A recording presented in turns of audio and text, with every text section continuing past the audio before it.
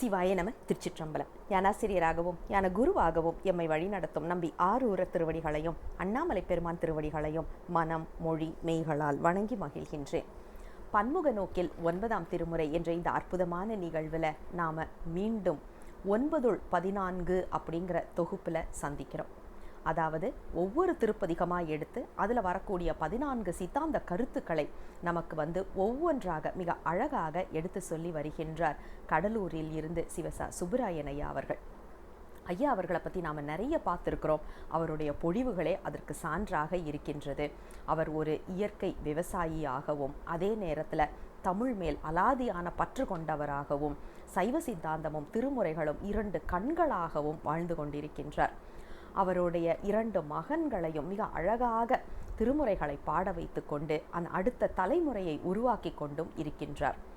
மகன்கள் மட்டும் கிடையாது, வகுப்புகள்லையும் நிறைய குழந்தைகளை ஆற்றுப்படுத்திட்டு வர்றாரு திருமுறைகளுக்குள்ள சித்தாந்தத்துக்குள்ள என்று. இது எல்லாமே பார்க்கும்போது அவர் ஒருவேளை தமிழ் சார்ந்த ஒரு துறையில் இருந்திருப்பாரோ அப்படின்னா இல்லை. அவர் படித்தது எல்லாமே என்ஜினியரிங். இப்படி இருந்துட்டு தமிழ் தாய் தான் நம்மளை இங்கே இழுத்திருக்கிறா, சிவபெருமான் தான் இழுத்திருக்கிறாங்க அப்படிங்கிறத ஐயா அவர்கள் வாழ்ந்து காட்டி கொண்டிருப்பதிலே நமக்கு தெரியும். அப்படிப்பட்ட ஐயா அவர்களிடம் இருந்து 9-14 20வது திருப்பதிகத்தை பற்றி பேசுவதற்கு வந்திருக்கின்றார்கள். தாமதிக்காமல் ஐயாவிடம் மேடை ஒப்படைக்கின்றேன். சிவாய நம. திருச்சிற்றம்பலம். சிவா திருச்சிற்றம்பலம். எப்பொருட்கண்ணும் மண்ணி இலங்கிடும் அறிவாம் ஈசன், அப்படி விளங்குகின்ற தரிதலே சிவன் தனக்கு மெய்ப்படு பூசை, மற்றொரு செயலினால் அன்று மெய்யே இப்படி ஞானம் தன்னால் இறைஞ்சிடப்படுவான் ஈசன். அருளாதொழிந்தாள் அடியேனை அஞ்சேல் என்பார் ஆரிங்கு, பொருளா என்னை புகுந்தாண்ட பொன்னே பொன்னம்பல கூத்தா, மருளார் மனத்தோடு உனை பிரிந்து வருந்துவேனை வா என்றும், தெருளார் கூட்டம் காட்டாயேல் செத்தே போனாள் சிறியாரோ, சிரிப்பார் களிப்பார் தேனிப்பார் 2 திரண்டு உன் திருவார்த்தை விரிப்பார், கேட்பார் மெச்சுவார் வெவ்வேறிருந்துன் திருநாமம் தரிப்பார், பொன்னம்பலத்தாடும் தலைவா என்பார் அவர் முன்னே, நரிப்பாய் நாயேன் இருப்பேனோ நம்பி இனித்தான் நல்காயே. அங்கு இங்கு எனாதபடி எங்கும் பிரகாசமாய் விளங்கும் முழு முதற் பொருளான சிவபெருமான் திருவருளாலும் 9ஆம் திருமுறை ஆசிரியர்களின் குருவர்களாலும் பன்முக நோக்கில் 9ஆம் திருமுறை என்ற ஓராண்டு தொடர் சிந்தனையிலே 9-14 என்று நாம் சிந்தித்து வரக்கூடிய தொடர் சிந்தனையிலே இன்று 21வது பகுதியை நாம் சிந்திக்க இருக்கின்றோம்.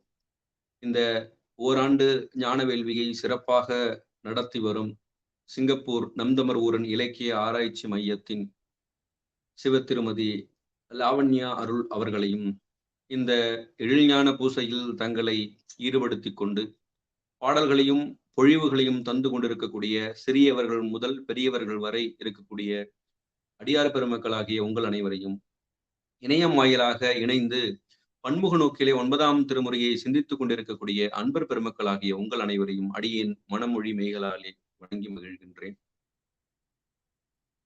இன்று 9ஆம் திருமுறையை நாம் சைவ சித்தாந்த நோக்கிலே தொடர்ந்து நாம் சிந்தித்து வரக்கூடிய அந்த தொடர்பிலே இன்று 9ஆம் திருமுறையில் 20வது பதிகமாக விளங்கக்கூடிய கண்டராதித்தர் அருளி செய்த கோயில் திருப்பதிகத்தை நாம் சிந்திக்க திருவருளும் குருவருளும் கூட்டியுள்ளது. நாம் இதுவரை திருமாளிகை தேவர் அருளிய பதிகங்கள், சேந்தனார் பெருமான் அருளிய பதிகங்கள், திருக்கரவூர் தேவர் அருளிய பதிகங்கள், பூந்துருத்தி நம்பிகாட நம்பி அருளிய பதிகங்கள் என்று இதுவரை 19 பதிகங்களை நாம் திருவிசைப்பாவிலே 9ஆம் திருமுறையிலே சிந்தித்திருக்கிறோம்.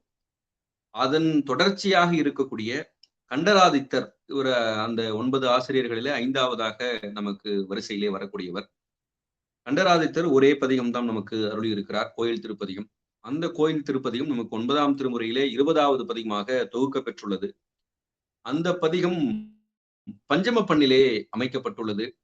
அந்த பதிகத்தை நாம் இன்று சிந்திக்க இருக்கின்றோம்.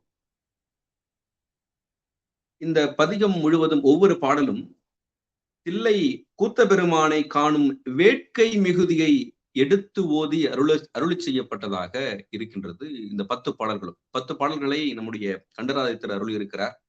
இந்த 10 பாடல்களும் அவ்வாறுதான் அமைக்கப்பட்டிருக்கிறது என்பதை நாம் பார்க்கிறோம். அந்த கண்டராதித்தர் அந்த நம்முடைய இந்த பதிகத்தினுடைய ஆசிரியர், 9ஆம் திருமுறையில் 9 ஆசிரியர்கள் ஒருவராக விளங்கக்கூடியவர். அவருடைய பெயர் காரணம் எவ்வாறு சொல்லப்படுகிறது என்று பார்க்கும்போது கண்டர் ஆதித்தர் என்று பிரிக்கப்படுகிறது.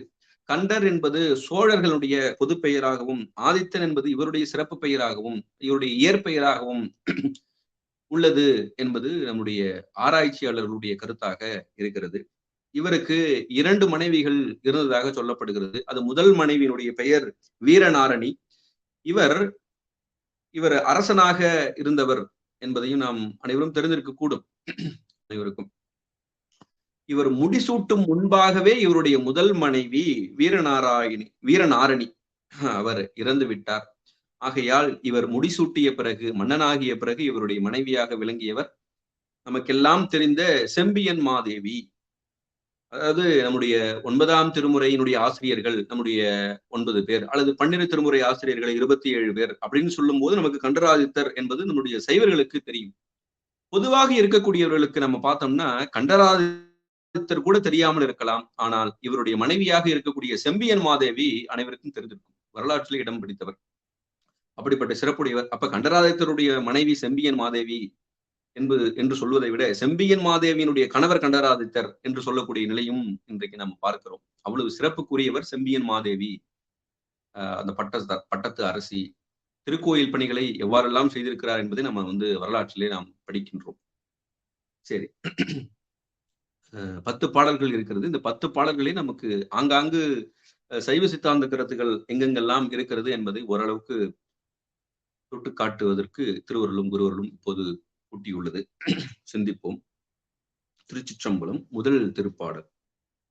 மின்னார் உருவம் மேல் விளங்க வெண்கொடி மாளிகை சூழ பொன்னார் குன்றம் ஒன்று வந்து நின்றது போலும் என்னா தென்னா என்று வண்டு பாடும் தென்தில்லை அம்பலத்துள் என்னாரமுதை எங்கள் கோவை என்று கொள் எய்துவதே.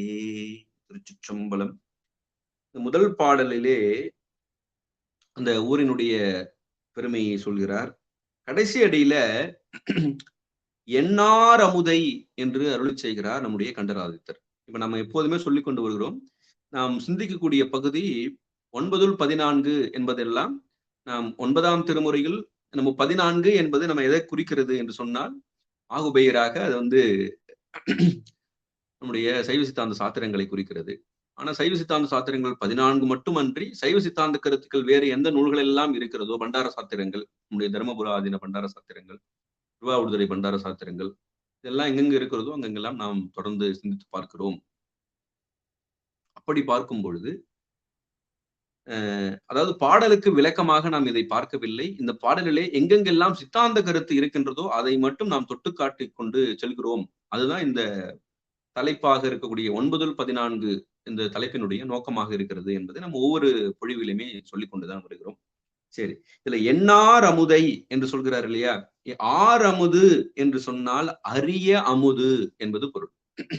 அப்ப அரிய அமுது என்று சொன்னால் இது எப்படி நம்ம சைவ சித்தாந்தத்தோடு பொருத்தி பார்க்கலாம் அப்படின்னு சொன்னா, நம்முடைய சாத்திர நூல்கள்ல அனுபவ நூலாக இருக்கக்கூடியது திருவுந்தியாரும் திருக்கலிச்சுப்படியாரும். அந்த திருவுந்தியாருடைய முதல் பாடலே அருளியிருப்பார். அகலமாயாரும் அறிவறிதப் பொருள் சகலமாய் வந்ததென்றும் தீபர தானாக தந்ததென்றும் தீபர. உய்யவந்த தேவநாயனார் முதல் பாடலிலே அருளியிருப்பார். அதுல பாருங்க, அகலமாய் யாரும் அறிவறித அப்பொருள். அததான் இங்க சொல்றாரு, எண்ணார் அமுதை என்று கண்டராதித்தர் சொல்வதும், நம்ம திருவுந்தியார் சாத்திர நூல்கள்ல ஒன்றாக இருக்கக்கூடிய திருவுந்தியாரில் வரக்கூடிய கருத்தும் ஒன்றாகவே இருக்கிறது. அதே சாத்திர நூல்கள் ஒன்றாக இருக்கக்கூடிய திருவருட்பயன் என்பது உமாபதி சிவம் அருளிய நூல். அந்த நூல்ல ஒரு பாடல்ல நமக்கு பதிமுதுநிலை, அந்த முதல் அதிகாரத்தில் இருக்கக்கூடிய பாடல்ல குரட்பா குரட்பா வடிவிலே இருக்கக்கூடியது திருவருட்பயன். இதெல்லாம் நமக்கு அனைவருக்கும் தெரிந்தது. பெருமைக்கும் நுண்மைக்கும் பேரருட்கும் பேற்றின் அருமைக்கும், அந்த அருமை சொல் பேற்றின் அருமைக்கும் ஒப்பு இன்மையான் அப்படின்னு சொல்லி உமாபதி சிவம் அருளி செய்வார். அந்த பேற்றின் அருமை என்பதுதான் எண்ணார் அமுது என்பதை நம்ம இங்க அந்த பொருத்தி பார்க்கலாம். அடுத்தது எங்கள் கோவை என்று அருளி செய்தார். எங்கள் கோ அப்படின்னு சொன்னா எமக்கு தலைவன் என்பது பொருள். அப்ப தலைவன் இறைவன், தலைவன் சிவபெருமான், தில்லையிலே இருக்கக்கூடிய ஆனந்தமா நடராச பெருமான், சிவபெருமான் தான் கோ தலைவன் அப்படின்னு சொன்னா நாம் எல்லாம், அப்ப அவன் ஆண்டான், நாம் அடிமை என்ற கருத்து அங்கே வெளிப்படுகிறது. இறைவன் ஆண்டான், ஆன்மாக்களாகிய நாம் எல்லாம் அடிமை என்பது அந்த எங்கள் கோவே என்பதிலிருந்து நாம் தெரிந்து கொள்ள வேண்டிய கருத்து.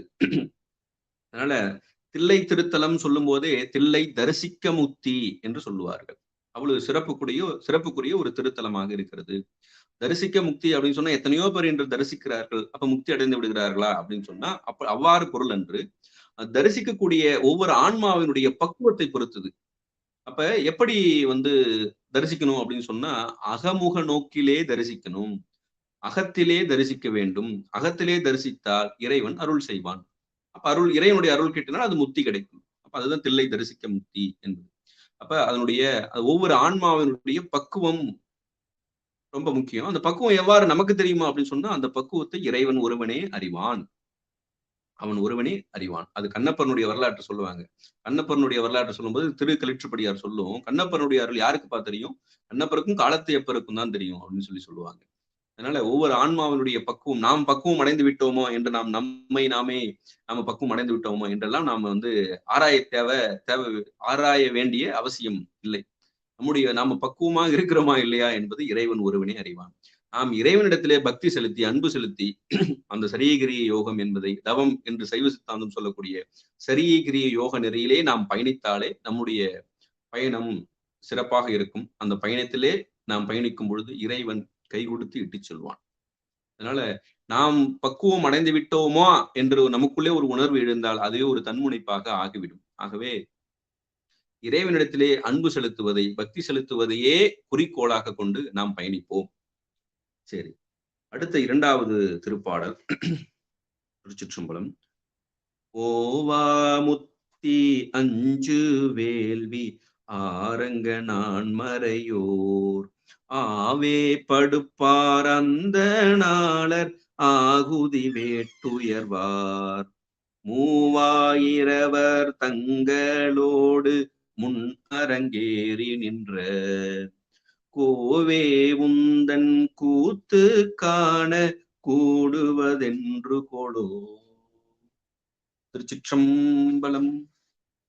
இந்த பாடல்ல முதல்ல ஓவா முத்தி என்று அருள் செய்கிறார். அந்த ஓவா அப்படின்னா ஓயாத எப்போதும் இருக்கக்கூடிய விளங்கக்கூடிய அந்த முத்தி என்பது காருகபத்தியம், ஆகவனியம், தட்சிணாக்னி என்று சொல்லக்கூடிய அந்த மூவகை முத்தி, 3 தி யாகங்கள் செய்யக்கூடியது. 5 வேள்வி என்று சொல்லப்படுகிறது இல்லையா?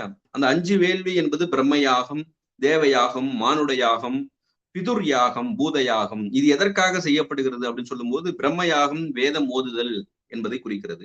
தேவயாகம் என்பது நித்யாக்னி வளர்த்தல், தினமும் எப்போதுமே அதை வளர்த்தல் செய்தல். மானுட யாகம் என்பது விருந்து ஓம்புதல், அதுதான் மானுட யாகம் என்பது. 4வதாக சொல்லப்பட்ட பிதுர் யாகம் என்பது நீத்தார் கடன், அது சொல்லப்படுகிறது. 5வது பூத யாகம் என்பது பலியிடல் என்று சொல்லப்படுகிறது. இது வேதத்திலே சொல்லப்பட்டிருக்கிறது. அப்புறம் ஆரங்கம் சொல்றாரு. இந்த ஆரங்கம் என்பதெல்லாம் நம்ம தேவாரங்கள் படிக்கும் போதே நமக்கு அதுக்கு விளக்கம் செய்யும் போது சிந்தித்திருக்கிறோம். அது சிக்ஷை, வியாகரணம், சந்தஸ், நிருத்தம், ஜோதிடம், கல்பம்.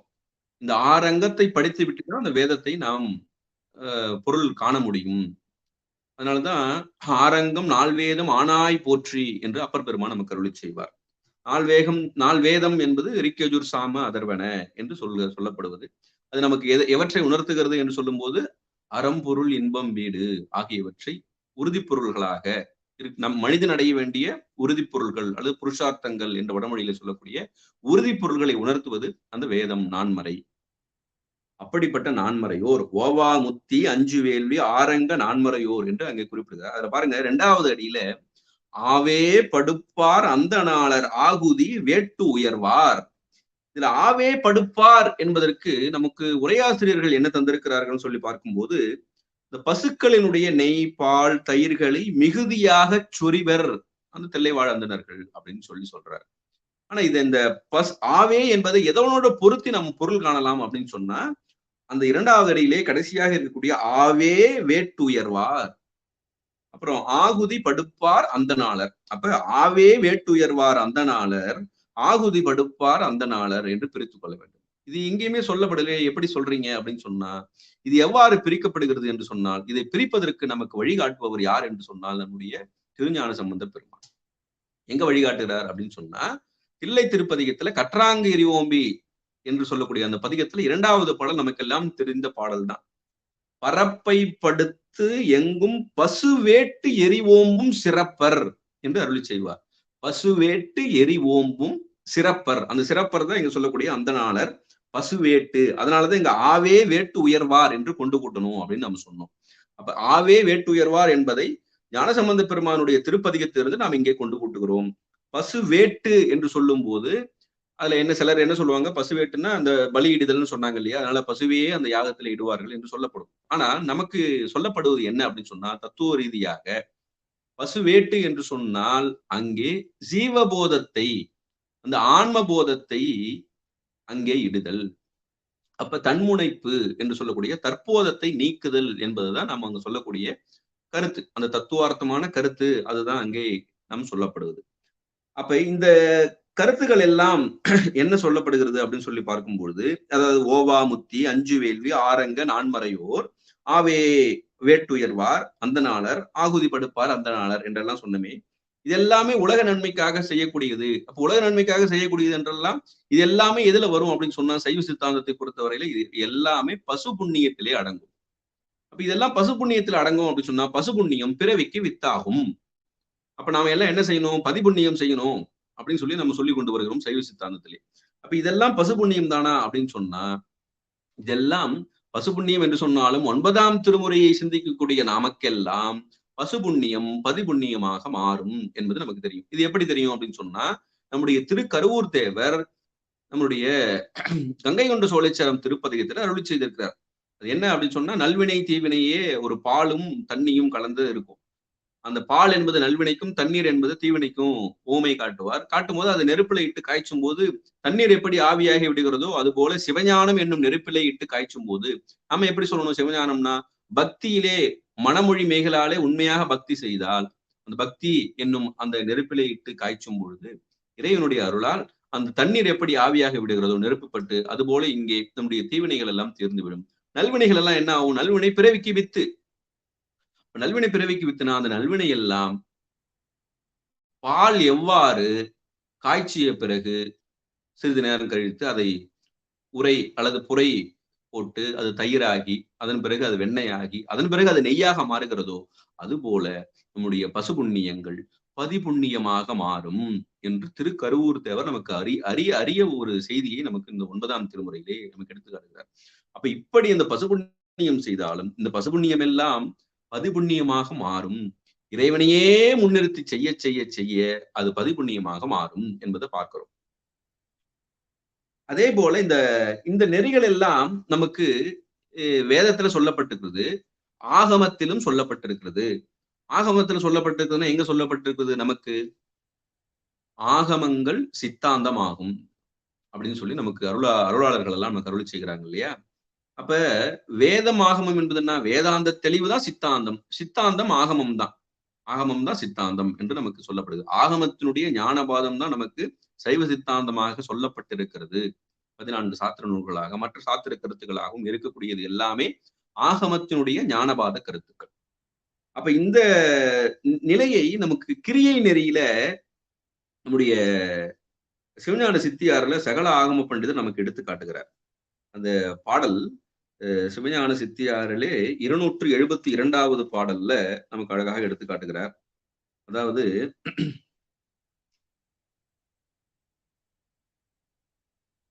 அந்த பாடல் அது கிரியை நெறிக்காக சொல்லப்படுவது. அந்த கிரியையில சொல்லும்போது இந்த ஆகுதி, வேள்வியெல்லாம் நமக்கு எடுத்து காட்டுகிறார். அதை பார்க்கலாம். அந்த பாடல் திருச்சிற்றம்பலம். புத்திர மார்க்கம் புகழின் புதிய விரைப்போது புகை ஒளி மஞ்சனம் அமுது முதல் கொண்டு 5 சுத்தி செய்து ஆசனம் மூர்த்தி மானாம் சோதியையும் பாவித்து ஆவாகித்து சுத்த பக்தியினால் அருச்சித்து பரவி போற்றி பரவினொடும் எரியில் வரு காரியமும் பண்ணி நித்தலும் இக்கிரியையினை ஏற்றுவோர்கள் நின்மலன் அருகிருப்பர் நினையும் காலே என்று அது கிரியை நெறியில சாமீபம் என்று சொல்லக்கூடிய பதமுத்தி கிடைக்கும் இல்லையா? அந்த கிரியை நெறிக்கு அந்த வேள்விகளை எல்லாம் நமக்கு எடுத்து காட்டுகிறார் நம்முடைய சகல ஆகம பண்டிதர். அதனோடு நம்ம பொருத்தி பார்க்கலாம்னா அங்க சொல்லக்கூடியது எல்லாமே அது பதிபுண்ணியம் தான். இங்க பசுபுண்ணியம் என்று சொன்னாலும் அந்த பசுபுண்ணியம் எவ்வாறு பதிபுண்ணியமாக மாறும்? அப்ப இந்த பசுபுண்ணியம் செய்ய செய்ய அது பதிபுண்ணியத்திற்கு ஒரு வித்தாக இருக்கிறது இல்லையா?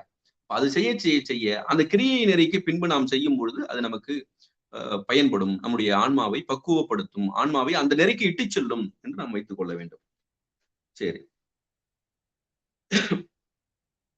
அப்புறம் 3000 அப்படின்னு சொல்லி நமக்கு தெரியும். தில்லை வாழ்ந்தனர்கள் 3000 என்பது நமக்கு தெரிந்த செய்திதான். இதுல திருக்கலிற்றுப்படியாறுல 15வது திருப்பாடல். இந்த பாடல்ல நமக்கு ஒரு கருத்து, இந்த பாடலோடு தொடர்புடைய கருத்து சொல்லப்படுது. என்ன அப்படின்னு சொன்னா, அதாவது இந்த பசுபுண்ணியம் அப்ப சொன்னாங்க இல்லையா? அதாவது இதுல நம்ம சொன்னோம், ஆவே வேட்டுயர்வார் அப்படின்னு சொல்லும் போது நம்ம ஞானசம்பந்தனுடைய அந்த திருப்பாடலை நம்ம மேற்கோள் காட்டி பரப்பை படுத்தெங்கும் பசுவேட்டு எரிவோமம் சிறப்பர் என்ற பாடலை நாம் காட்டணும். இந்த பசுவேட்டு என்று சொல்லும் போது ஆன்மபோதம் தற்போதம் இருக்கக்கூடாது. தற்போதத்தோட நீங்க சரியை கிரியை யோகம் ஞான நெறியில் நின்றாலும் இறைவன் கிட்ட மாட்டான். தற்போதம் இன்றி நிற்க வேண்டும் என்பது திருக்கலிற்றுப்படியாறுல வரக்கூடிய ஒரு கருத்து. அதுதான் திருக்கலிற்றுப்படியாறுல 15வது வெண்பாவிலே உயவந்த தேவநாயனர் நமக்கு அருளி செய்வார். அதாவது நல்ல சிவ தன்மத்தால், நல்ல சிவ யோகத்தால், நல்ல சிவ ஞானத்தால் நான் அழிய, இங்க பசுவேட்டுன்னு சொன்னாங்க இல்லையா? அது நான் அழிய வல்லதனால் ஆரேனும் அன்பு செய்யின் அங்கே தலைப்படும் கான். ஆரேனும் காணா அரண். அப்ப அந்த நான் அழிந்தால், பசு வேட்டு என்று சொல்லக்கூடிய தற்போதம் அழிந்தால் இறைவன் வெளிப்படுவான். அது எப்படி சொல்லணும்? நல்ல சிவதன்மத்தால், நல்ல சிவ யோகத்தால், நல்ல சிவஞானத்தால் நான் அழிந்தால். நல்ல அற்புதமான ஒரு வெண்பா திருக்கலிற்றுப்படியாறுல. இதுதான் பசு வேட்டு என்று சொல்லக்கூடிய தன்மை என்பதையும் நம்ம பார்க்கிறோம். அடுத்தது 3வது திருப்பாடல் திருச்சிற்றம்பலம். முத்தியாளர் நான்மறையர் மூவாயிரவர் நின்னோடு ஒத்தே வாழும் தன்மையாளர் ஓதிய நான்மறையை தெத்தே என்று வண்டு பாடும் தென்தில்லை அம்பலத்துள் அத்தா உந்தன் ஆடல் காண அணைவதும் என்று கொளோ. சிற்றம்பலம். இதுல அதே முத்தியாளர் நான்மறையர் 3000 நின்னொடு என்று அருளி செய்தார். இதுல நின்னொடு ஒத்தே வாழும் தன்மையாளர். அந்த தில்லை வாழ்ந்தனர்கள் எப்படிப்பட்டவர்கள்? சிவபெருமானை ஒத்த தன்மையர் என்று சொல்கிறார். இது கோயில் புராணத்தில் வரக்கூடிய ஒரு கருத்தாக நமக்கு எடுத்து காட்டப்பட்டுள்ளது. அதாவது இரணியவர்மன் என்று சொல்லக்கூடிய ஒருவன், அவன் வியாக்கிரபாதர், நம்முடைய புலிக்கால் முனிவர் இருக்கிறார் இல்லையா?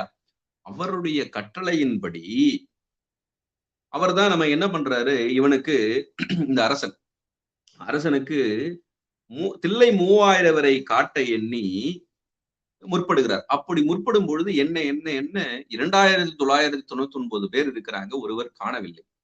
அப்ப காணாத பொழுதுதான் இறைவன் தில்லை சிற்றம்பலவனாக இருக்கக்கூடிய இறைவன் வெளிப்பட்டு அவர்களோடு ஒத்தவன் நான், அதுல ஒருவன் நான், அதனாலதான் தில்லைவாழ் அந்தணர்தம் அடியார்க்கும் அடியேன் என்று அடியெடுத்து கொடுத்தார் பெருமான், நம்முடைய நம்பியாரூர் பெருமானுக்கு. அப்படி நின்னோடு ஒத்தே வாழும் தன்மையாளர் என்பது நம்முடைய கோயில் புராணத்தில் வரக்கூடிய ஒரு கருத்து. இந்த கோயில் புராணம் என்பது எப்படிப்பட்டது? நம்முடைய சைவ சித்தாந்த சாத்திரங்கள் 14. அதுல 8 நூல்கள்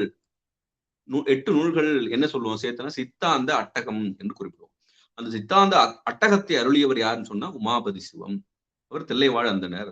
அந்த உமாபதி சிவம் அருளிய ஒரு நூல் தான் கோயில் புராணம் என்பது. அந்த கோயில் புராணத்துல வரக்கூடிய ஒரு கருத்து இங்கே நமக்கு கண்டராதித்தர் எடுத்து காட்டுகிறார்.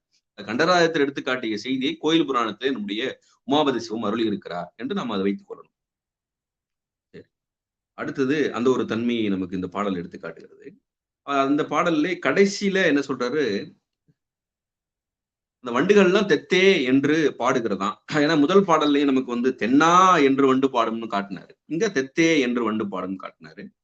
கடைசி பாடல்ல அத்தா உந்தன் ஆடல் காண அணைவதும் என்று கொளோ.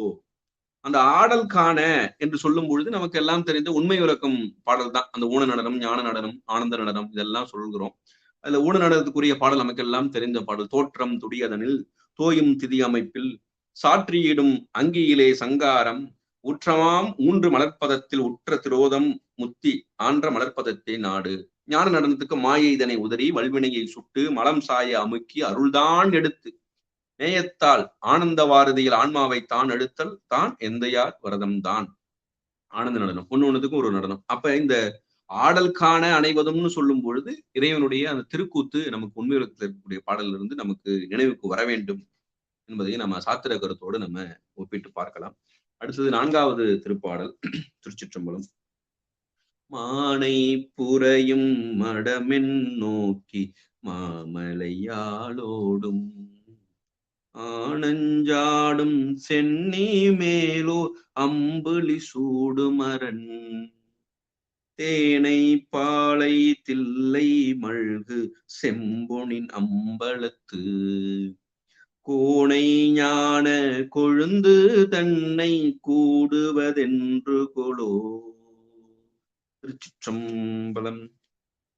முதல்ல அந்த 2வது அடியிலே ஆண் அஞ்சு ஆடுதல் என்று சொல்லுவோம். அதுல சொல்லும் போது பசுவினுடைய அந்த 5 பொருள்கள், பசுவிடத்திலிருந்து பெறக்கூடிய 5 பொருள்கள், அது பால், தயிர், நெய், கோமயம், கோசலம்.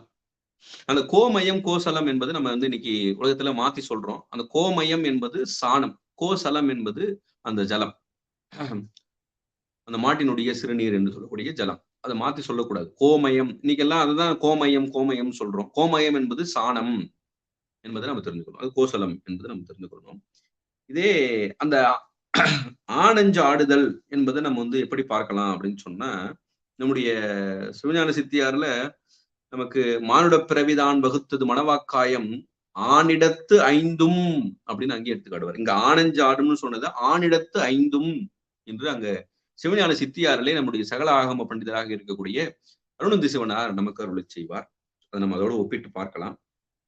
அதே போல அந்த 2வது அடியில கடைசியில ஆனஞ்சாடும் சென்னி மேல் ஓர் அம்புள்ளி சூடும் அரண். இந்த அரண் என்ற சொல்லாட்சி நம்ம ஏதோ அழித்தல் கடவுள் என்று நம்ம நினைத்திருப்போம். அந்த அரண் என்பது சைவ சித்தாந்தத்துல பல இடங்கள்ல சிவஞான போதத்துல பயன்படுத்தப்பட்டிருக்கிறது, சிவஞான சித்தியாரிலே பயன்படுத்தப்பட்டிருக்கிறது. சிவபிரகாசம் முதல் நூல், வழி நூல், புடை நூல் என்று சொல்லக்கூடிய சார்பு நூலாக இருக்கக்கூடிய புடை நூல் சிவபிரகாசம் அதிலும் பயன்படுத்தப்பட்டிருக்கிறது, எடுத்துக்காட்டுள்ளது. அதுல சிவபிரகாசத்துல நமக்கு அழகா எடுத்து காட்டுகிறார் நம்முடைய உமாபதி சிவம்.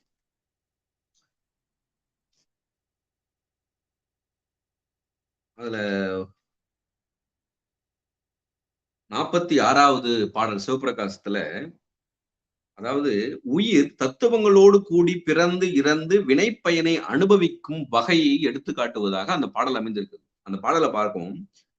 இந்நிறையில் 5 சுத்தம் 7 சுத்த அசுத்தம் எண் 3 அசுத்தம் எனும் இவை 36 தத்துவங்களை சொல்றாரு. அப்புறம் மன்னிய தத்துவங்கள் இடைமயங்கி நெடும் துயர்தாம் மருவும் உருநிலை அழிய வரும் பொழுது வரியார் பன்னகம் அண்டசம் கனவு படர் வகையே முன்னம் பகர வரும் கலாதி நிலை பரவிய சூக்கமமாம். இது சைவ சித்தாந்த கருத்து. இந்த தத்துவங்கள்லாம் முதல்ல சொல்லப்பட்டது. அதன் பிறகு இதில் உள்ள சில கருத்துக்களை எல்லாம் சொல்றாரு. இதெல்லாம் சொல்லிட்டு கடைசியா சொல்றாரு, தம் உருவின் அணைந்து பயன் அருந்தி இறை அருளால் சிவன் அருளால் அல்லது நிமலன் அருளால் அல்லது விமலன் அருளால் அப்படிலாம் சொல்லல. ஈசன் அருளால்னு சொல்லல. உமாபதி சிவம் அங்க என்ன சொல்றாரு?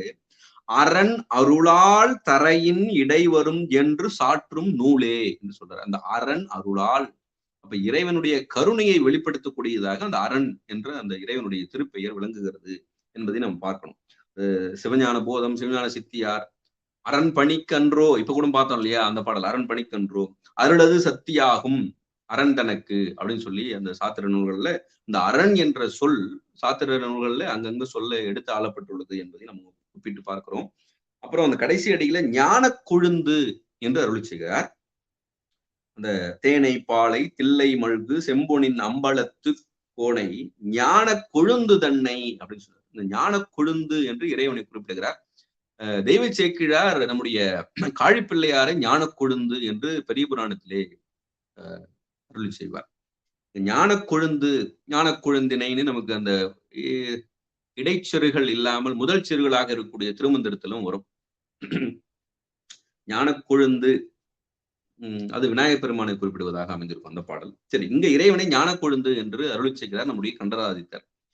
இது ஞான கொழுந்து என்பது எப்படி பார்க்கணும்னா, எப்போதும் ஒரே நிலையில் இருக்கக்கூடியவன் இறைவன். ஏன்னா இலை அப்புறம் காய் அப்புறம் இப்படி மாறிக்கொண்டே இருக்கக்கூடிய நிலை இல்லை, எப்பொழுதும் கொழுந்து அவன். அதுதான் ஞான கொழுந்து. அவன் ஞான கொழுந்தாக இருப்பதால் தான் நம்ம ஆன்மாக்களை எல்லாம் அந்த சித்தாம் தன்மையை பெற வைக்கிறான். சித்து என்றாலே அறிவு, அந்த ஞான கொழுந்து அந்த தன்மையை பெற வைப்பது அதுதான் காரணம் என்பதையும் நம்ம பார்க்கிறோம். இத ஞான கொழுந்து என்பதை நம்முடைய உமாபதி சிவம் நெஞ்சு விடு தூது என்ற பகுதியிலும் அருளி இருக்கிறார்.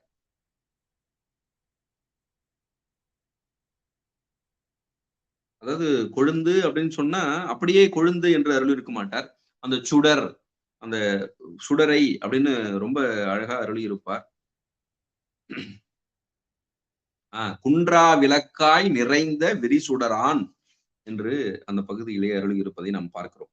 நெஞ்சு வீடு தூது என்ற பகுதியிலே அந்த 35, 36வது கண்ணியில வரும். அது 36வது கண்ணி தான். குன்றா விளக்காய் நிறைந்த விரிசுடரான், அப்புறம் துளக்காமல் நின்ற பெரும் சோதி, இது எல்லாமே அந்த ஞான கொழுந்து என்பதை குறிப்பதாக அமைந்திருக்கிறது. சாத்திரத்திலே வரக்கூடிய நெஞ்சு விடுத்துவதோடு நம்ம பொருத்தி பார்க்கலாம் என்பதையும் நாம சிந்தித்து பார்க்கலாம்.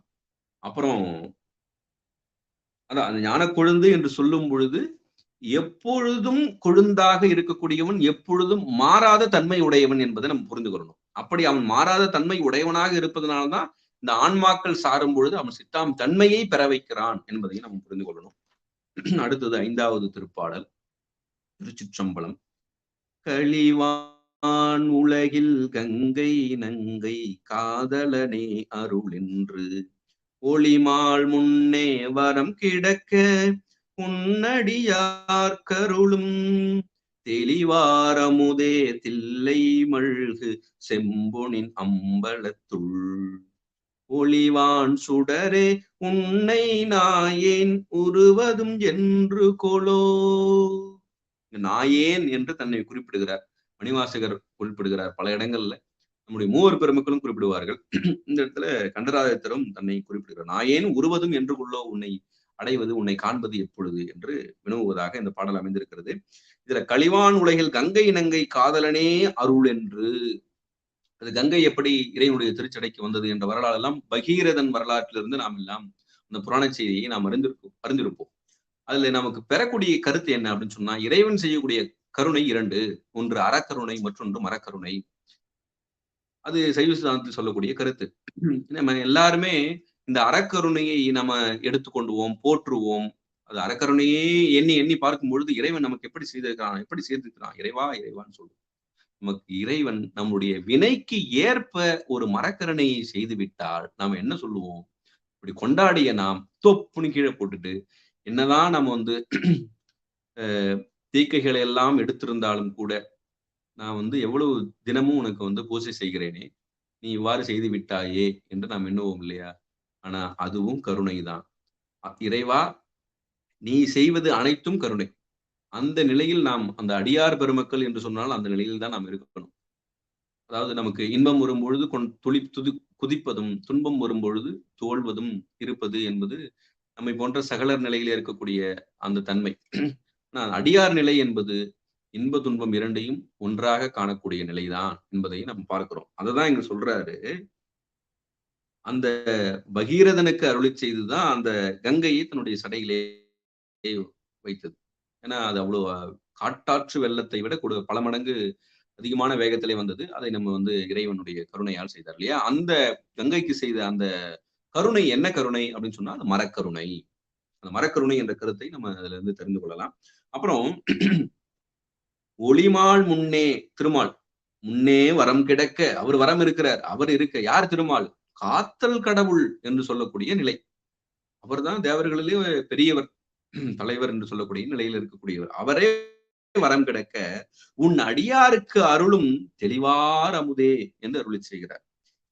எப்படி இது சாத்தியமாகிறது அப்படின்னு சொன்னா, இதுவுமே நெஞ்சு விடுத்துவதில் அருள் செய்கிறார் நம்முடைய உமாபதி சிவம். அந்த பூமேவு உந்தி புயல் வண்ணன் ஒன்பு அதெல்லாம் சொல்லும் போது எல்லாம் அறிய ஒண்ணா நிலையில இருக்கிறான் இறைவன். அது சொல்லும் போது வேதமும் வேத முடிவின் விளைவு, அப்புறம் சொல்லிட்டு நாதமும் காணா நலத்தினான். அதுல சொல்றாரு ஓத அறியான் எளியான். ஓத அறியான் ஆனா எளியான். யாருக்கு அறியான் யாருக்கு எளியான் என்பதை பார்க்கணும். உலகெல்லாம் உணர்ந்து ஓதற்கு அறியவன் அப்படின்னு தெய்வ சேக்கிழார் சொல்லுவாரு.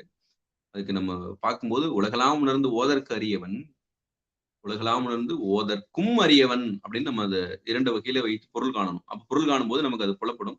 அப்ப அறியவன்னா எப்பொழுதுமே அறியவே முடியாதவனா அப்படின்னு சொன்னா யாருக்கு அறிய முடியாதவன்? அவன் எளியன். அப்ப அடியாருக்கு எளியன். அடியாருக்கு எளியன். அதாவது உமாபதி சிவத்துக்கு இறைவன் ஒரு லெட்டர் கொடுக்கிறார், கடிதம், பெற்றான் சாமான் பொருட்டு. அதுல எடுத்த உடனே ஃப்ரம் அட்ரஸ் போடும்போது அடியாருக்கு எளியன் தில்லை சிற்றம்பலவன் அதுதான் சொல்றாரு. கொற்றங்குடியாருக்கு எழுதிய கைச்சிட்டு டூ அட்ரஸ் போடும்போது கொற்றங்குடியார், உமாபதி சிவத்தினுடைய கொற்றங்குடியார். அதுல ஃப்ரம் அட்ரஸ் போடும் பொழுது என்ன வேணாலும் போட்டுக்கலாம். இந்த உலகத்தையே ஆளக்கூடியவன், என்ன வேணாலும் செய்யலாம். இறைவன், கடவுள், முழுமுதற் தலைவன் அப்படின்னு சொல்லலாம். அதெல்லாம் என்ன சொல்லல, ஃப்ரம் அட்ரஸ் போடும் பொழுது அடியாருக்கு எளியன் தான் சொல்றாரு. அதேதான் இங்க சொல்றாரு, எளியான். அப்படிப்பட்ட தன்மையை அப்ப இங்க சொல்லும் பொழுது ஒளிமால் முன்னே வரம் கிடக்க உன் அடியாருக்கு அருளும்னு சொல்லும் பொழுது இது எப்படி நம்ம எடுத்துக்கொள்ளணும் அப்படின்னு சொன்னா, அப்ப இறைவன் எப்படிப்பட்டவன்னா நெஞ்சு விடு தூதல உமாபதி சிவன் நமக்கு அருளி செய்கிறார். மெய்யருக்கு மெய்யன். அதனால அந்த உன் அடியார்களுக்கு தெளிவார் அமுதாக விளங்கக்கூடிய தன்மை. அப்புறம் சொல்றாரு வினைக்கு வினையாயினான் பொய்யற்கு பொய்யாய பொய் ஆயினான். அதனாலதான் ஒளிமால் முன்னே வரம் கிடக்க. ஒளிமால் முன்னே வரம் கிடக்கணும்னா தேவர்கள் எல்லாம் வரம் கிடக்க என்று நாம் எடுத்துக்கொள்ளணும். தேவர்கள் எல்லாம் வரம் கிடக்க அப்படின்னு சொல்லும் பொழுது அவர்கள் எல்லாம் ஒரு காமிய தவமாக அவர்கள் செய்யக்கூடிய தவம் எல்லாம் விளங்குகிறது. எனக்கு பதவி வேணும், புகழ் வேணும், எனக்கு ஆயுள் வேண்டும் என்றுதான் அவர்களுடைய நிலை எல்லாம் இருக்கிறது. அப்ப அதெல்லாம் என்ன சொல்லப்படுகிறது? பொய், அதெல்லாம் நிலைத்தது அல்ல. அப்ப அதனால பொய்யருக்கு பொய்யாய பொய்யினான் இறைவன். அப்ப உண்மையான அன்பர்கள் என்ன கேட்கிறாங்க? உண்மையான அன்பர்கள் எல்லாம் மனம் மொழி மெய்களாலே வழிபடுகிறார்கள். அததான் சொல்றாரு மெய்யற்கு மெய்யன் என்பது நெஞ்சுவிடு தூதுல உமாபதி சிவம் அருளி செய்வதோடு நம்ம பொருத்தி பார்க்கலாம். அடுத்தது 6வது திருப்பாடல்.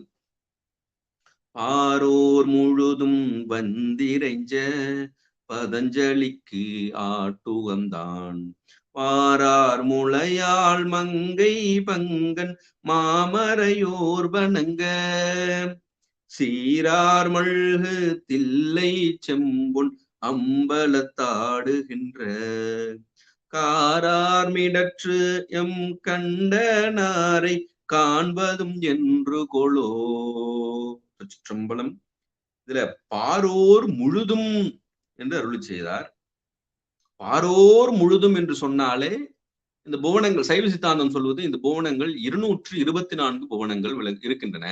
அந்த 224 புவனங்களிலும் உள்ள அனைவரும் என்று நாம் எடுத்துக்கிறோம். பாரோர் முழுவதும் வந்து இறைஞ்ச பதஞ்சலிக்கு ஆட்டுகந்தான் என்று அருள் செய்கிறார். அந்த இடத்துல பதஞ்சலிக்கு ஆட்டுகந்தான் என்று சொன்னால் பதஞ்சலியோடு வியாக்கிரபாதர் இருவருக்குமே இறைவன் அந்த நடனத்தை காண்பித்தான் தில்லைப்பதியிலே என்பது நமக்கு அனைவருக்கும் தெரிந்த ஒரு செய்தி. இந்த செய்தி எங்க வருகிறது அப்படின்னு சொன்னா நம்முடைய சித்தாந்த அட்டகமாக விளங்கக்கூடிய அந்த சைவ சித்தாந்த சாத்திரங்களை அருளி செய்து உமாபதி சிவம் அருளி செய்து கோயில் புராணத்திலே வரக்கூடிய ஒரு கருத்து செய்தி. அதுல நமக்கு தெரியும் வியாக்கிரபாதர் யார் என்று சொன்னால் வியாக்கிரபாதரனுடைய மகன் தான் நமக்கு உபமன்யு முனிவர். அந்த உபமன்யு முனிவருக்காக இறைவன் பார்க்கடலையே தில்லையிலே வர வைத்தார். அந்த கருத்து தான் நம்முடைய 9ஆம் திருமுறை சிந்தித்துக் கொடுக்கிறோம் இல்லையா? திருவிசைப்பா முடிந்து திருப்பல்லாண்டு சிந்திக்கும் பொழுது பாலுக்கு பாலகன் வேண்டி அழுதிட பார்க்கடல் ஈந்த பிரான். அந்த பாலகன் யார் என்று சொன்னால் வியாக்கிரபாதரனுடைய மகனாக இருக்கக்கூடிய உபமன்யு முனிவர். அந்த உபமன்யு முனிவருக்காக இறைவன் பார்க்கடலையே வர வைத்தான் என்பதை நம்ம பார்க்கிறோம். அப்ப வியாக்கிரபாதருக்கும் பதஞ்சலிக்குமாக இறைவன் அந்த திரு நடனத்தை தில்லைப்பதியிலே ஆடினான் என்பதை நம்ம பார்க்கிறோம் கோயில் புராணம் என்ற நூலின் வழியாக. அதுல சொல்லும் போது நம்ம எப்படி வணங்கணும் அப்படின்னு சொல்லும் பொழுது மனம் மொழி மெய்களால் வணங்க வேண்டும் என்பதை நமக்கு அதுல வணங்க என்ற ஒரு சொல் 2வது வரியில் கடைசியில வருது இல்லையா? அதன் மூலமாக மனதையும், வந்து என்று சொன்னால் நம்முடைய உடலாக இருக்கக்கூடிய மெய்யையும், இறைஞ்ச என்று சொன்னால் வாய் மொழியையும் நமக்கு உணர்த்துகிறது. அப்ப வணங்க மனம், வந்து மெய், இறைஞ்ச மொழி, இந்த முக்கரணங்களாலும் இறைவனை நாம் வழிபட வேண்டும் என்பதை இந்த பாடல் நமக்கு வலியுறுத்துகிறது. அதுல மங்கை பங்கன் என்று 2வது அடியிலே அருளி செய்கிறார். மங்கை பங்கன் என்று சொல்லும் பொழுது நம்முடைய சாத்திர நூல்கள்ல நமக்கு வருகிறது அருளது சக்தியாகும் அரண் தனக்கு. இறைவனும் சக்தியும் எவ்வாறு இருக்கிறார்கள்னா, சூரியனும் சூரிய ஒளிக்கற்றையும் போல விளங்குகிறார்கள், ஒளிக்கதிரும் போல விளங்குகிறார்கள். ரெண்டும் வேறு வேறு அல்ல என்று சிவஞான போதம் நமக்கு எடுத்துக்காட்டும். திருவருட் பயனில் நமக்கு அழகா எடுத்து சொல்லுவார் உமாபதி சிவம். தன்னிலைமை மண்ணுயிர்கள் சார தரும் சக்தி பின்னமிலான் எங்கள் பிரான். சக்தியும் சிவமும் எப்படி இருக்குது? அபிண்ணமாக விளங்கக்கூடியது. அதனாலதான் மங்கை பங்கன் என்று இங்கே கண்டராதித்தர் அருளி செய்வது சாத்திர கருத்து. நமக்கு சிவஞான போதம், சிவஞான சித்தியார், திருவருட்பயன், இப்படி பல்வேறு சாத்திர நூல்கள்ல இந்த கருத்து நமக்கு வெளிப்படுகிறது என்பதை நம்ம பார்க்கிறோம். இந்த பாடல கடைசி அடியில காரார் மிடற்றியும் கண்டனாரை,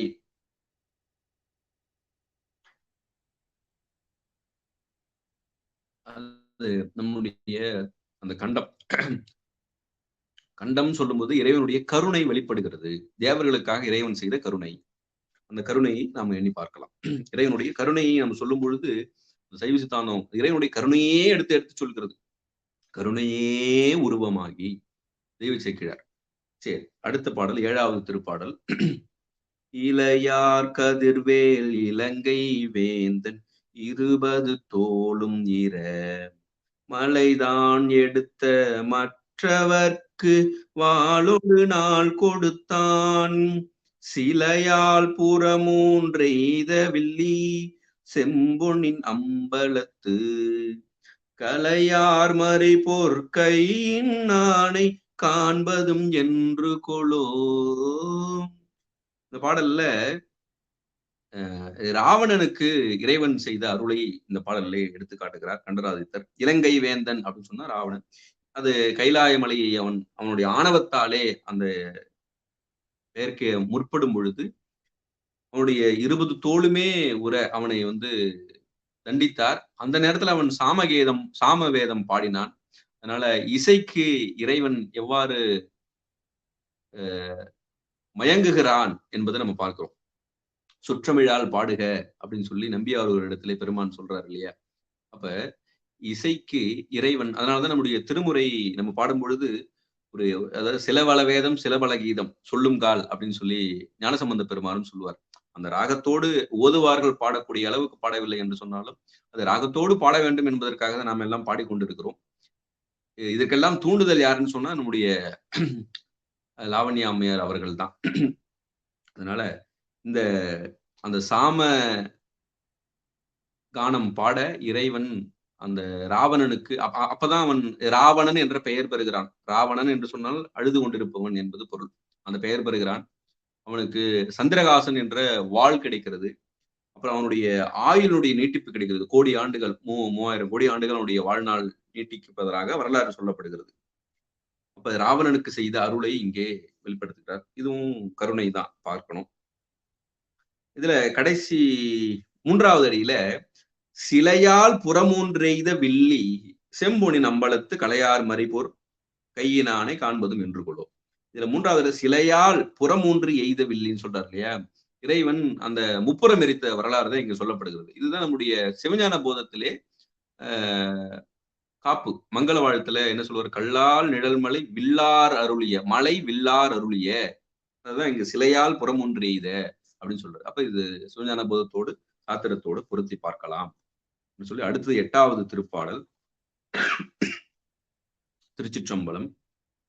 வெங்கொள் வேந்தன் தென்னன் நாடும் ஈழமும் கொண்ட திரள் செங்கோர் சோழன் கோழி வேந்தன் செம்பியன் பொன்னணிந்த அங்கோள் வளையார் பாடியாடும் அணிதில்லை அம்பலத்துள் எங்கோன் ஈசன் எம் இறையை என்று கொள் எய்துவதே.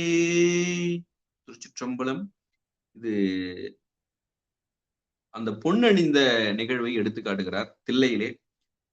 வெங்கோள் வேந்தன் தென்னன் நாடும், பாண்டிய நாட்டையும் இலங்கை, ஈழம்னா இலங்கை நமக்கு தெரியும், கொண்ட திரள், அந்த வெற்றி பெற்ற செங்கோர் சோழன் கோழி வேந்தன், உறையூரிலே இருக்கக்கூடிய சோழ மன்னன், உறையூரை தலைநகராக இருக்கக்கூடியதுதான் கோழிவேந்தன். செம்பியன் பொன்னணிந்த, அந்த பொன்னால் பொன் வேய்ந்தான் இல்லையா, அந்த பொன் முதல்ல பொன் வேய்ந்தவன் சொல்லும் போது அந்த மனுநீதி சோழன்னு சொல்றோம் இல்லையா, நம்ம வந்து பெரிய புராணத்துல படிக்கக்கூடிய மனுநீதி சோழனுடைய அவன் அந்த பரம்பரையில் வருவதனால் அவனுக்கு மனுநீதி சோழன் என்று பெயர்.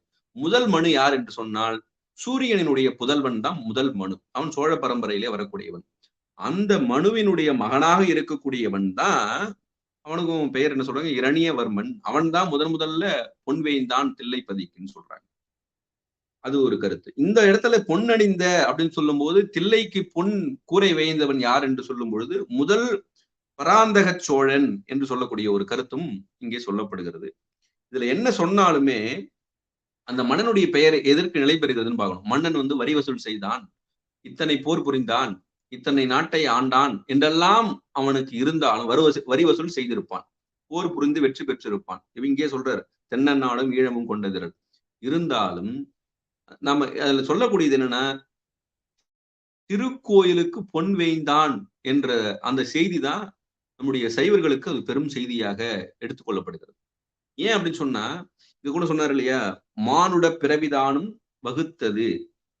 அந்த சிவஞான சித்தியார்ல பாடல் 182, மானுட பிறவிதானும் வகுத்தது மனம் மணவாக்காயம் ஆனிடத்து 5 மாடும் அரண்பணிக்காக அன்றோ. பெருதற்கரிய இந்த மானுட பிறப்பு, அதான் இந்த மானுட பிறவி, பெருதற்கரிய மானுட பிறப்புனா அதுக்குதான் தாய்மானவர் சொல்லுவார். அது ரொம்ப பெருதற்கரிய மானுட பிறவின்னு தாய்மானவரும் சொல்லுவார். அப்படிப்பட்ட பெருதற்கரிய மானுட பிறவியை இறைவன் கொடுத்து அருளியது. எதற்காக இந்த பிறவியை கொடுத்தான் அப்படின்னு சொன்னா, மனம் மொழி மெய்களால் நினைந்து போற்றியும் பணிந்தும் செய்யப்படும் ஆணைந்தும் ஆடும் சிவபெருமானின் தொண்டின் பொருட்டாகவே யாம். அந்த தொண்டின் பொருட்டாக இந்த சோழன் செய்திருக்கிறான். அதனால அவனுடைய தன்மை வரலாற்றிலே இன்றளவும் நிலை பெற்றிருக்கிறான். அதனோடு அவனுக்கு அந்த பதிபுண்ணியம் கிட்டி இருக்கும். வரலாற்றுல நிற்பது என்பதற்கு உலகத்துல செய்யக்கூடிய கருத்தெல்லாம் வரலாற்று நிற்கும், அப்புறம் போயிடும். அதனால ஏதாவது புண்ணியமா அப்படின்னு கேட்டா சில நேரங்கள்ல அது பசு புண்ணியம் கிட்டும். அதுவும் பசு புண்ணியமும் எப்போதுமே அந்த பசு புண்ணியத்தினுடைய தன்மையும் பதிபுண்ணியத்தினுடைய தன்மையும் நம்ம ஒப்பிட்டு பார்க்கும்போது, பசு புண்ணியம் என்பது ஒரு குறிப்பிட்ட அளவுக்கு போக போக போக அது குறைந்து கொண்டு தீர்ந்து போயிடும். அந்த பதிபுண்ணியம் என்பது வளர்ந்து கொண்டே இருக்கும். ஒரு உதாரணத்துக்கு சொல்லணும்னா, பசு புண்ணியம் என்று சொல்லும் போது, ஒரு இப்ப பள்ளிக்கூடங்கள் எல்லாம் திறக்கக்கூடிய காலம், இருக்கக்கூடிய காலத்துல ஒரு பையனுக்கு ஒரு பென்சில் வாங்கி தரும் அப்படின்னு சொன்னா, அந்த பென்சில் தீரும் வரைக்கும் அந்த பசு புண்ணியம் இருக்கும். அதன் பிறகு அந்த பசு புண்ணியம் போயிடும். ஒரு யூனிஃபார்ம் ஒரு வாங்கி தரணும், அந்த யூனிஃபார்ம் அந்த மாணவன் பயன்படுத்தும் அளவிற்கும் அந்த பசு புண்ணியம் இருக்கும். அதன் பிறகு போயிடும். ஆனா இந்த பதிப்புண்ணியம் என்பது அவ்வாறு அல்ல. அந்த பதிப்புண்ணியம் மேன்மேலும் மேன்மேலும் அந்த ஆன்மாவை இட்டு சென்று அடுத்த பிறவிக்கும் அந்த புண்ணியம் அந்த ஆன்மாவினுடைய அந்த புத்தி தத்துவத்திலே நின்று இறைவனுடைய அருளால் நமக்கு அடுத்த பிறவிக்கும் நல் பிறவியை தரும். அந்த பசுபுண்ணியமே நமக்கு ஞானத்தை தரும். அதுவே நமக்கு முத்தியை தரும், முத்திக்கு இட்டு செல்லும். அதனால பதிபுண்ணியம் தான் நமக்கு நாம் பெறப்பட வேண்டியது இறைவனுடைய அருளால். அது இறைவனுடைய அருளால் தான் கிடைக்கும். அப்ப நாம என்ன செய்யணும்? மனமொழி மெய்களால இறைவனுக்கு தொண்டு செய்யணும். மனமொழி மெய்களால இறைவனுக்கு தொண்டு செய்தலே பதிபுண்ணியமாகும் என்பதை சிவஞான சித்தியார் சொல்லுது. அந்த நிலையிலே இங்க வந்து இறைவன் அந்த மன்னன் செய்த அந்த பதிபுண்ணியம் என்றளவும் பேசப்படுகிறது என்பதை நாம் சிந்தித்து பார்க்கிறோம். சரி, அடுத்தது 9வது திருப்பாடல். திருச்சிற்றம்பலம்.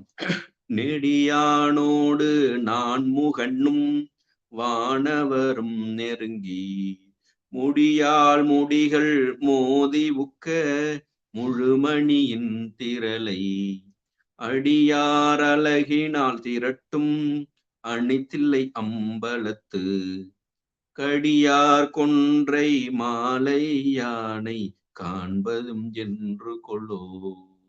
திருச்சிற்றம்பலம்.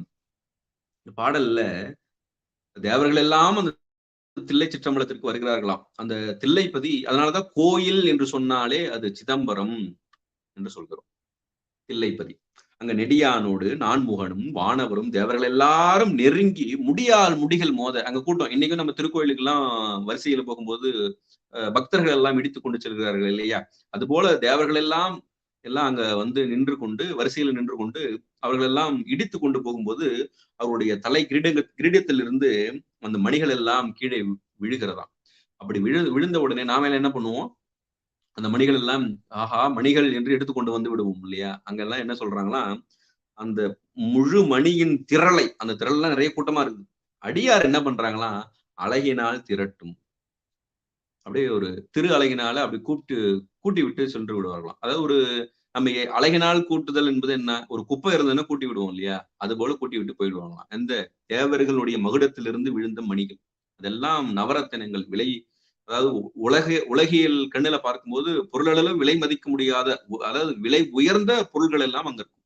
அதெல்லாம் என்ன சொல்றாங்க, அடியார் என்ன பண்றாங்கன்னா அப்படியே குப்பை போல திருடி அப்படி கூட்டிட்டு போய் கொண்டிருக்கிறார்களாம். இதுதான் அந்த இருவினை ஒப்பு என்பது. அது நம்முடைய அதாவது ஓடும் செம்பொனும் ஒக்கவே நோக்குவார்னு சொல்லுவாரு தெய்வ சேக்கிழார். அதுல ஓடும் செம்பொனும் ஒக்கவே நோக்குவார்னு சொல்லும் போது சில பேரு செம்பொன்னா இருந்தா எடுத்துப்பாங்க, ஓடா இருந்தா விட்டுருவாங்க. அப்படியும் பார்க்கலாம். செம்பொன்னா சரி நம்ம எடுத்துக்கலாம், ஓடா அது தேவையில்லை. ஆனா சில பேர் என்ன பண்ணுவாங்களாம், அதுலயும் அந்த உலகத்துல இருக்கக்கூடியவர்கள் எல்லாம் செம்பொன் எடுத்துக்கொண்டு ஓடை விட்டு விடுவார்கள். அவர்களே கொஞ்சம் மேலானவங்க யாருன்னா இந்த அட்டமா சித்திகள் பெற்றவர்கள் இருக்கிறார்கள் இல்லையா, அவர்கள் எல்லாம் என்ன பண்ணுவாங்களாம், ஓடையும் எடுத்துப்பாங்களாம். என்னன்னா ஓட்டையே செம்பொன்னாக ஆக்கக்கூடியவர்கள் அவர்கள் எல்லாம், அந்த அட்டமா சித்தி பெற்றவர்கள் எல்லாம். அப்ப அவர்களையும் நம்ம என்ன பண்ணணும், இந்த நிலையிலிருந்து அவங்களாம் உயர்ந்தவர்கள் நம்ம போற்றி கொண்டிருக்கிறோம் இல்லையா? அட்டமா சித்தி பெற்றவர், அட்டமா சித்தி பெற்றவர். இன்னைக்கு நம்ம வந்து ஒரு மேஜிக், ஒரு இலையில இருந்து ஒரு சாக்லேட் எடுத்தா அது ஒரு பெரிய, அவர்களை எல்லாம் தூக்கி கொண்டாடுகிறோம் இன்னைக்கு உலகத்துல பார்க்கிறோம். சில யோகா அப்படின்னு சொல்லி சில இந்த அட்டமா சித்தி, அட்டமா சித்தியில ஒரு சித்தி பெற்றிருக்கக்கூடிய ஒருவர் என்ன பண்ணுவாரு, ஒரு அந்த சித்து காட்டும் பொழுது நம்ம என்ன பண்றோம், அதுதான் நமக்கு வந்து பக்தி, அதுதான் அவர்தான் இறைவன், அவர்தான் கடவுள் என்றே நாம் நினைத்து அது மயங்கி விடுகிறோம் இல்லையா? நம்ம சைவ சித்தாந்தம் என்ன சொல்லுது, அட்டமா சக்தி அவா வெறுக்க செய்யவில்லை என்று தர்மயாதின குருமுதல்வர் நமக்கு எடுத்து காட்டுகிறார். ஆயமானவரும் நமக்கு அதை சொல்றார். அப்ப அந்த ஓட்டை செம்பொன்னாக மாற்றக்கூடிய அந்த அட்டமா சக்தி பெற்றவர்கள் இருக்கிறார்கள் இல்லையா, அவர்களை விட மேலானவர்கள் யார் என்றால் அடியார் பெருமக்கள். உலகத்துல உள்ளவங்க விட்டுருங்க, அட்டமா சித்தி பெற்றவர்கள், சித்தர்கள்னு சொல்றோம் இல்லையா, சித்தர்கள்னு சொல்றோம் இல்லையா, அது சிவ சித்தர்கள் வேறு, அந்த அதற்கு கீழ் அட்டமா சித்தி பெற்ற சித்தர்கள் வேறு. அந்த ரெண்டு நிலையும் நம்ம வந்து வேறுபாட்டை புரிஞ்சுக்கணும். சிவசித்தர்கள் என்பவர்கள் அவர்கள் அது இறைவனுடைய அருளையே நாடியிருப்பார்கள். அது நமக்கு அந்த வேறுபாட்டை உணர்ந்தவர்கள் அவர்கள் எல்லாம். அப்ப அந்த சித்தர்களுக்கும் மேல் இருக்கக்கூடிய நிலையில் இருக்கக்கூடியவர்கள் அடியார்கள். அவர்கள் தான் அந்த முடிகள், அந்த நவரத்தின மணிகள் எல்லாம் என்னென்ன குப்பை என்று கூட்டி ஒதுக்கி விட்டு செல்வார்கள். அதுதான் அந்த இருவினை ஒப்பு என்று சொல்லக்கூடிய அந்த நிலை.